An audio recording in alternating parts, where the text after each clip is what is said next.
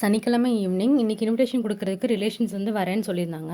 So வீடு வந்து கொஞ்சம் கசகசன்னு இருந்தது. அதை க்ளீன் பண்ணலாம் அப்படின்னு சொல்லிட்டு க்ளீன் பண்ணிட்டு இருந்தேன். பாப்பாவுக்கு ஸ்கூல் வந்து ரீஓப்பன் ஆகும்போது கொடுத்த ஹோம்ஒர்க்கெல்லாம் வந்துட்டு கம்ப்ளீட் பண்ணி சப்மிட் பண்ண சொல்லியிருந்தாங்க. ஸோ பாப்பா வந்துட்டு ஹோம்ஒர்க்லாம் வந்துட்டு எழுதிட்டு இருந்தா. அந்த புக்ஸ் எல்லாம் வந்துட்டு அங்கங்கே கடந்தது.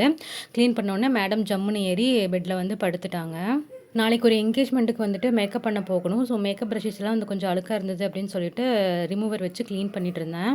ப்ரைடலுக்குன்னு தனியாக ப்ரஷஸ் வந்துட்டு என்கிட்ட இல்லை. நான் செல்ஃப் யூஸுக்கு வச்சிருக்கிற ப்ரஷஸே வந்துட்டு க்ளீன் பண்ணி அவங்களுக்கு யூஸ் பண்ணிக்கலாம் அப்படின்னு சொல்லிட்டு க்ளீன் பண்ணியாச்சு. இது வந்துட்டு அப்பா ஆட்டுக்கால் சூப் வந்து வாங்கிட்டு வந்திருந்தாங்க. ஸோ வந்துட்டு சூப்பராக அதையும் வந்து குடிச்சாச்சு. சூப்பு குடிச்சிட்டு பாப்பா புக்ஸுக்கெலாம் வந்துட்டு அட்டை போடணும். 20ஆம் தேதியே போயிட்டு ஃபீஸ் எல்லாம் கட்டிட்டு நோட் புக்கெல்லாம் வந்துட்டு வாங்கிட்டு வந்தாச்சு. நீ அட்டை போடுறது மட்டும்தான் பாக்கி இருக்குது.